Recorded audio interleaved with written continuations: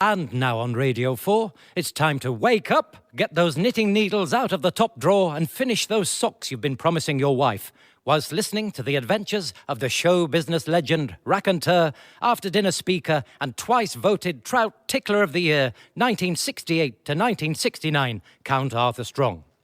Steadfastly refusing to eat any of the trout he tickles, Count Arthur Strong says in his own words, "Just to hear a trout laughing is enough for me." Join him now for this week's instalment of Count Arthur Strong's radio show.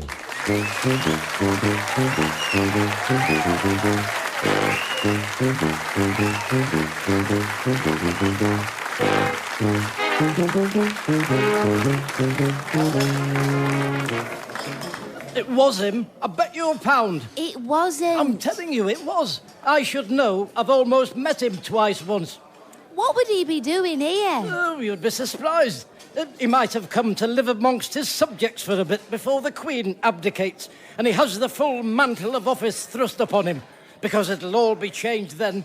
There won't be any polo mints and gallivanting around saying everything's like carbuncles. He'll have to keep his own counsel when he becomes our sovereign. I don't envy him. I've held high office myself. What, you? Really? Yes, when I was equity deputy on Mother Goose. Oh, I've never felt so alone. Anyway, come on, pay up. Give me that £1. I never said I'd bet. You're a very bad loser, Sally Marsden. What would Prince Charles be doing in the bookies? They're all into horse racing, the royal family. It's common knowledge. He'll have inherited a love for it from the Queen Mother, who I did actually meet once, for your information. She came backstage to meet us all at the Royal Commando performance. Did you speak to her? Oh, yes, I spoke to her. What did you say? I said, it wasn't my fault. He pushed me. Who? Bloody Perry Como, eh? When she got down the line to me, he nudged me in the back and I stood on her foot. What did she say? She said, "Oh, you're standing on my foot." Beautiful speaking voice. Even when furious. And hopping. Hello, is anybody sitting there? Yes, the invisible man. Don't sit on him, you'll squash his invisible legs. Oh, well, I'll just sit next to him then. He must get fed up of that happening. It's not really there, you idiot. I was joking. Dear, oh dear. As if the invisible man's sitting there. I mean, if you were the invisible man, would you really be in here? Eh? Jerry's calf? I'd be sitting somewhere much posher if I was the invisible man. I'd be at the bloody Savoy or the Ritz Cracker place, eh? Sat amongst all the mumblers and shakers. Eh? You could go anywhere if you're invisible. The world is your, the what thing with the pearl in it? Clam. Where have you been then, Geoffrey? I've been to the travel agents. Travel agents? What on earth for? To get some brochures on Italy. Oh, it's a lovely country, Italy. Lovely country. Lovely people, steeped in history. An unforgettable experience. Where have you been? I can't remember. What do you mean you can't remember? Oh, yes, I do remember now. I set out to go, but I didn't actually get there. There was an administrative error on the ticket, which was a mistake anybody could have made. But I swatted up on it all. The Vatican, Leonardo DiCapricorn, the Venal de Milo, Charlton Heston. Charlton Heston? Yes, Charlton Heston. He played an Italian, didn't he? In that film where he painted the cistern in the chapel. I'll tell you something. I'd have told him not to bother with the rest of the church, the length of time it took him to paint that ceiling. Way over his estimate. It's scandalous. Years he was at it. The Pope must have wondered if he was ever going to move in. He did that picture on the South Bank show as well, with the lightning coming out of his fingers. Gondolas, that's another thing. That's where they come from. Oh, I tell you something. It's a funny bit in that James Bond film, isn't it, eh? When he gets in that gondola and it turns into a motorboat, then he presses a button and some wheels drop out and he drives off down the street in it, past all the restaurants, and they're all looking at it and pointing because they've never seen a gondola being driven down the street before by Roger Moore shooting at people. Oh, it's a good one, is that? On Her Majesty's secret pleasure only. Yes, that was in Italy. You see, Sally, you're learning something here, aren't you? I bet you're glad you've shut your trap for 5 minutes. Oh, and they do that hard cheese I don't like. Parmesan. What are you saying that for? That's what it's called. It smells like sick, whatever it's called. Here now, I've just heard myself say something that's got me thinking. Gondolas, you never see them here, do you? Why not? We've got canals. Now then, there's something to look into. There's hundreds of canals just sat there doing nothing. They used to be the arteries of this heart. Leeds, Liverpool, London, Brighton, Flanagan and Allen.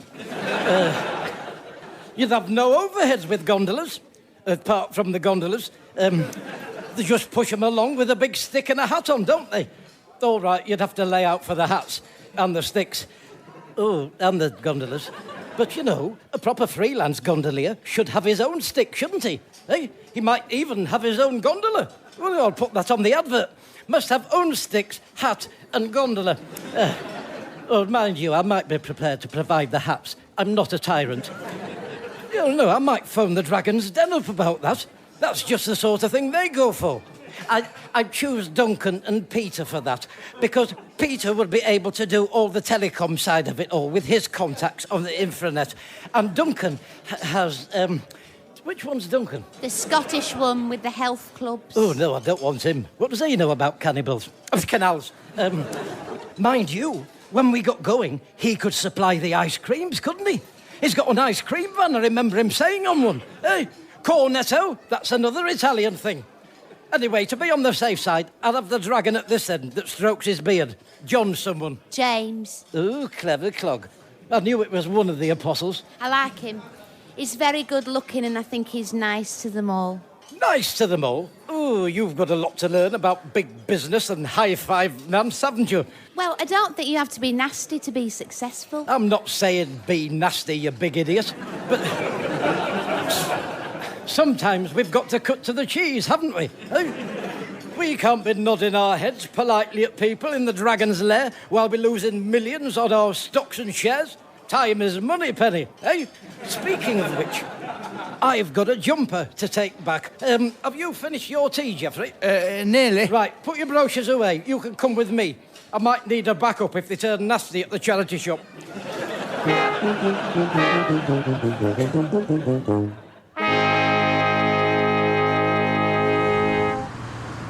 Right, look through that window and tell me if there's a woman on the counter with hair the same colour as a Brillo pad.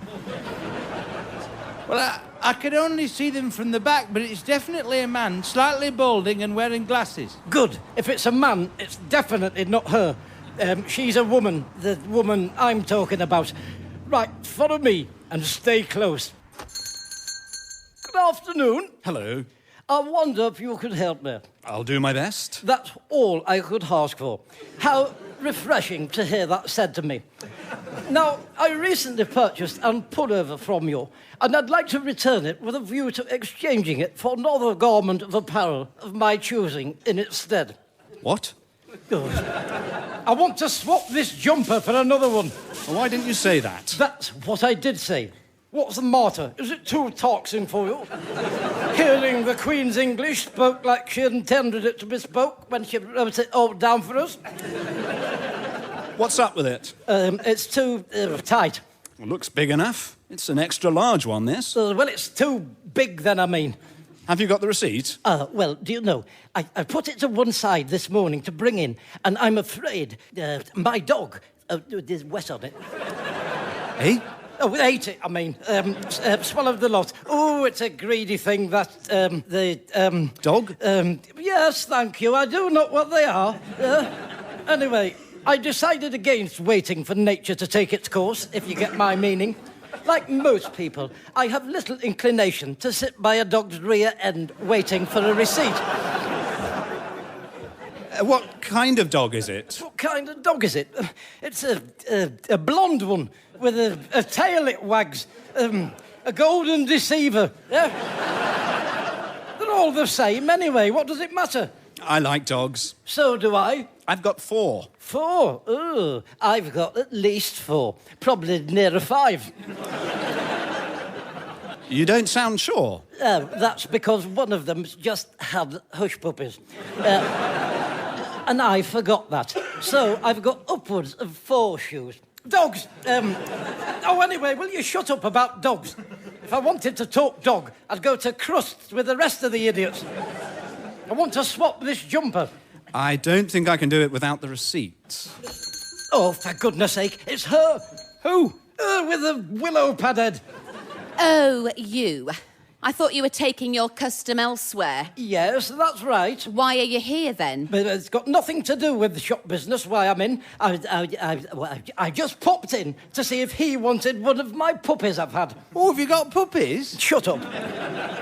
I don't want another dog. You said the jumper was too tight or too big. Oh, did he? Do you know what he does? I checked with the previous manager.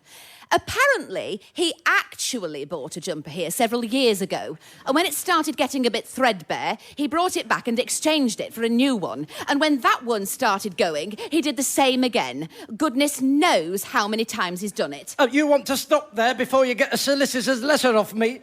That's libel and slanderous, is that?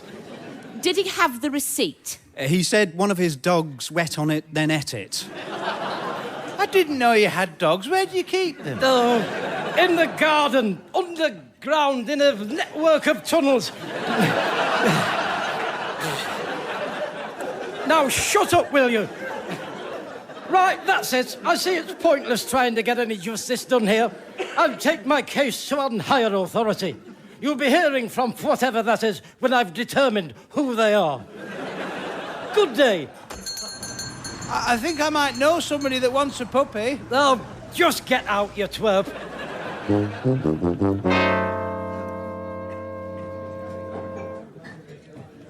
And we'll get him with the van on Dragon's Den to do the ice creams, Jack. So it all dovetails wonderfully. Yes, that sounds interesting. So how much working capital do you want to contribute to it, then? Well, I'd have to give it some thought. Don't take too long. Big business moves fast. You know what they say? When opportunity knocks, you should grasp it by both ears. Because the chances are that lightning won't strike twice in the same place. Unless you're under a tree on a golf course like I was. So, you know, you don't want to miss a missed opportunity gone knocking, do you? Eh? You want to come with me and get hit by lightning. Here you go. 1 pint of bitter, £2.40. Oh, I tell you what, Jack. Take it off whatever you decide to put in my gondola's idea, eh? Then that keeps things straightforward, doesn't it? We know where we are if we do it that way. Oh, hello. Twice in one day. Somebody up there likes me. Not at all. Hello, Arthur. What can I get you, Sally Love? Glass of white wine, please, Jack. Did you get your jumper changed? No, I didn't. Why?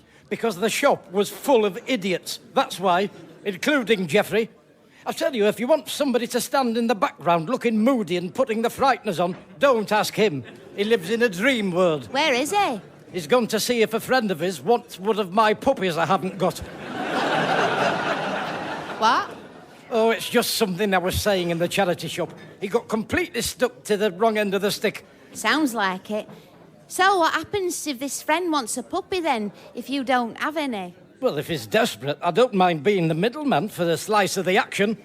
You see, that's the thing about me, Sally. I'm an enabler. Yeah? I put people and dogs together. Why wouldn't they change your jumper then? Because the old pan scrubber in the shop has it in for me. Ever since what happened last time. What's wrong with it? Oh, never mind what's wrong with it. It doesn't matter what's wrong with it. It's unfit for human constriction. But that's not the point. There's a principle involved here. I've a good mind to seek legal advice. That'd show them. In fact, I will. I'll pop in the Citizens Advice Brigade on the way to get me meat. See what they say about my character being deformed. Oh, Arthur, Eric says he does want one of your puppies. Oh.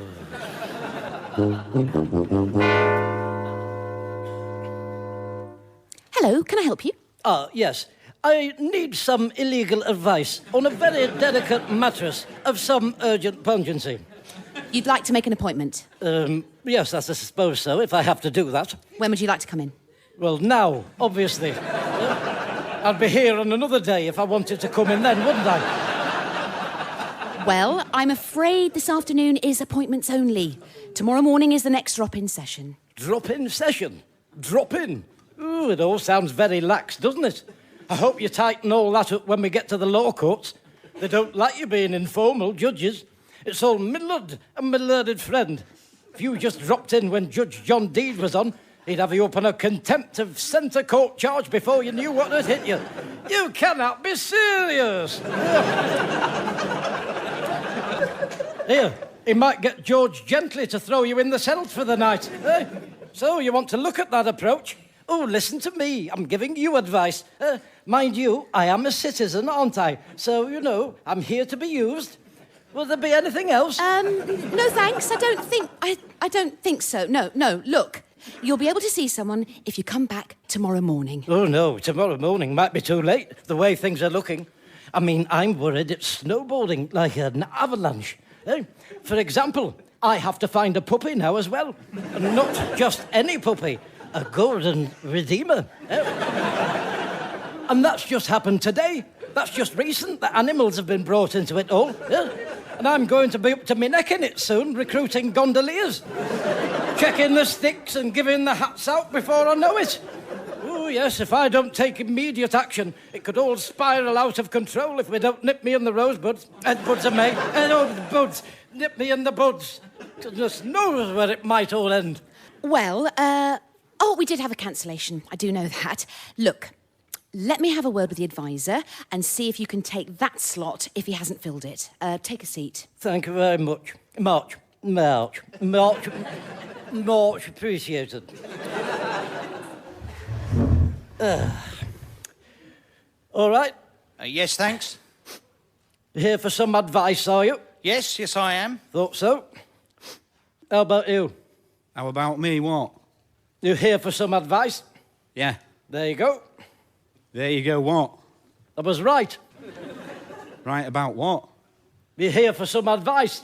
It's the Citizens Advice Bureau, isn't it? Why else would I be here? I don't know why else you'd be here. You should know that. Lists, that's what you want. What?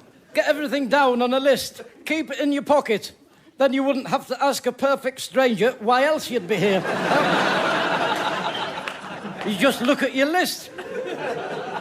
Are you here for advice yourself, then? Well, it's more clarification with me rather than actual advice. Clarification on a point of law. I mean, if I do decide to take it to court, I will be representing myself. I won't need this lot for that. Why? You a lawyer, then? Well, not in so many words. I've not gone through the official channels, but I know my way around the legal system. Don't you worry about that. I've spent many hours in a courtroom. Have you ever watched Crown Court? What do you mean, watched it? I've been in the Crown Court. I was a barrister in that, straight out of chambers. The wig, the gown, the lot. I kept my own trousers on, though. Nobody can see your legs behind those benches. I could have been in my underpants for all they knew. Yeah. Anyway, I learned a lot about the ins and outs of it all doing my stint in the courtroom on that. What, so you're a brief, then? The brief what? A brief, a barrister. Oh, I see you're using the vernacular, like in the Sweeney. Yeah. I thought you meant a fleeting moment in time. The merest second. Here today, there tomorrow. But to answer your question, I was wearing my briefs in Crown Court. Listen, supposing I had a friend who'd met someone in a pub and this bloke had given my friend something to look after and someone stitched up my friend and the police came round and found this thing and this thing had been stolen and now my friend is up on a charge. Pub? What? You said pub? Yeah? Which pub are you talking about? The Red Lion. What, on Harris Street? Yeah. Oh, I won't go in there now. It's full of villains. Ooh. Yes, it's a very dodgy place, is that? And the beer's rubbish. It's gone right down the nick since that new lot took over. Really? Oh, yes, it's a real dive these days. It's common knowledge. It's a den of thieves. I'm the landlord. Oh, how lovely to meet you. It's a small world, isn't it? How are you finding it all there, then? Oh, excuse me, I've spoken to Mr. Firth, and he says he's prepared to see you, but you'll have to wait until he's seen everybody else. Oh, well, la-di-da for him. I've got a mind to take my custom elsewhere. In fact, that's a thought, that. I could set up a rival advice bureau. I mean, there's room for us all, isn't there? If it's obscuring your view, just burn it down, Mrs. Johnson. It's almost on your land. You'd think someone would have thought of that before, wouldn't you? Oh, Crown Court. I was telling you all about that, wasn't I? Oh, do you know, I can remember that courtroom scene as though it were tomorrow. When I stood up to address the judge and jury, you could drop a pincushion and hear it.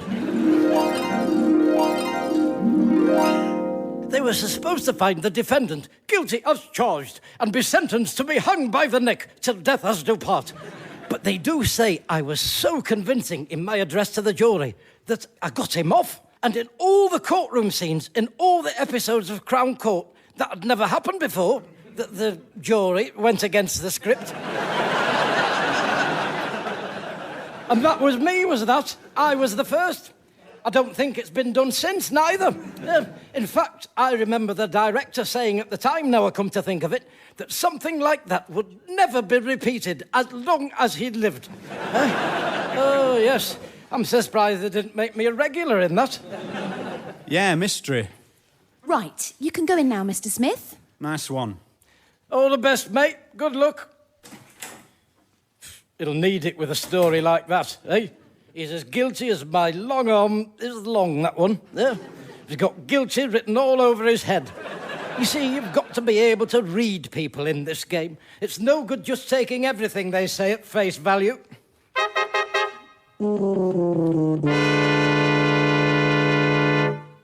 So, you know, what with my golden delicious wetting on it and then eating it, I am afraid I seem to have mislaid the receipt somewhere within the dog. And what was the cost of the pullover? Oh, I don't know. How do you expect me to remember that? It was years ago. What was years ago? I thought the pullover was a recent purchase. What? Oh, yes, it is. Oh, you're quite right. Yes, that's right. It was a recent purchase. I couldn't have put it better myself. I'm glad you've come down on my side. Oh, well, hang on a minute. So what's our next move, then? Our next move? No. I suppose we should get them into a courtroom, shouldn't we? No, I don't think you should be thinking about that at this point. Well, if you don't mind me saying so, you haven't met the scouring pad in question. She was very intransigent this morning. I bent over her backwards trying to accommodate her. I was virtually thrown out of the shop. I have my reputation to consider, you know. If the press get hold of this, they'll have a field mouse with it. Dormouse. Oh, field day. They'll have a feeding frenzy on me, sticking their column inches into me. There's all that to consider when we're saying how much damages we want. Oh, hold on now. Just hold on a minute. I mean, some of the settlements they get these days, it's millions. I'm not talking about that. Let's keep things in perspex. You're jumping ahead much too far with all this. Well, that's easy for you to say. Nights are drawing in. I need that jumper changing for a winter one. A winter one? The bigger one, I mean. Oh, smaller, I forget which. That's him in the shop's fault, the one with all the dogs I was telling you about. Fancy having 4 dogs. You're asking for it, aren't you, eh? Oh, I tell you, one dog I can't stand. Whippet. Stupid animals. Right, well... My friend and butcher Wilf has one. Won't come when you call its name, you know. Yeah. Rupert. Look at me, Rupert. Rupert, if you'd just look at me, we'd be in with a shout, wouldn't we? Rupert! Look at me, Rupert! How did I know it wasn't its name?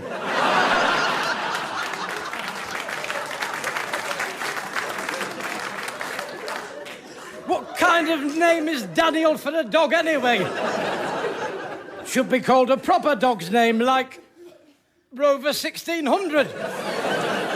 Look, I'm going to have to... Oh, do you know, did a big mess on his settee. Oh, he was just about to sit down to watch Flog It with a pork pie. Oh. I said, that's not very hygienic upstairs from a butcher's, is it, Wilf? You want to get shut of that thing? He said, well, it's a bit of company for me when Mary's away. I said, listen, I like a bit of company. I'm very Gregorian by nature, as you know, Wilf. I said, but if any of those people left a mess like that on my settee for me to clear up, would be the last time whoever did it played whist round mine. And I will find out who it was. And on top of all that, I'm having to find a puppy that doesn't exist for a man I've never met. Now then, is there a court case there now? If we lump all that in as well. No. Well, can you give me a threatening letter telling them they've got to change it? No. What about if I suffered a personal injury while I was in the shop? No. Victimisation? No. Defamation of character? No. Libel? No. Slander?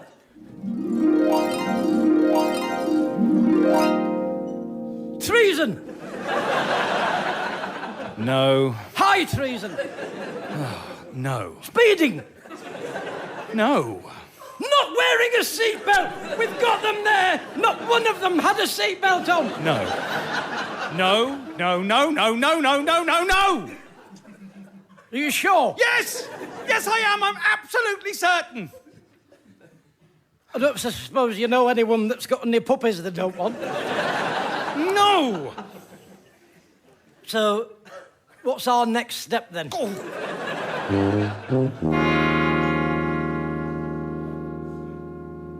Well, I have to say, I was singularly unimpressed with the treatment meted out to me in that bloody place. I only asked him what the next step was. There was no need for that sort of language. Anyway, I told him to expect to hear from my legal people. Put me another sausage on, will you, Wilf? I thought they were your legal people. Yes, well, not anymore. Not after this afternoon's debacle. They wouldn't even give me a threatening letter. Do you need a bag? No, it'll go in this one. Which one? This one I'm holding. Where's my bag gone? I thought that was in my hand. Did I come in with a bag? No, I don't think you did. Oh, for crying out loudly. I must have left the sodding thing in the citizen's advice. Well, you can have one of these. My jumper's in that carrier. Exhibit A, the cornerstone of my defence. My case will collapse without that. I'll be left in and out of court. Oh, that's it. I've had enough. He can keep the bloody thing. Good luck to him. It only costs 20 pence anyway. To tell you the truth, Wilf, I'm more bothered about the bag. It was supposed to be a bag for life, was that? Will they let me have another one?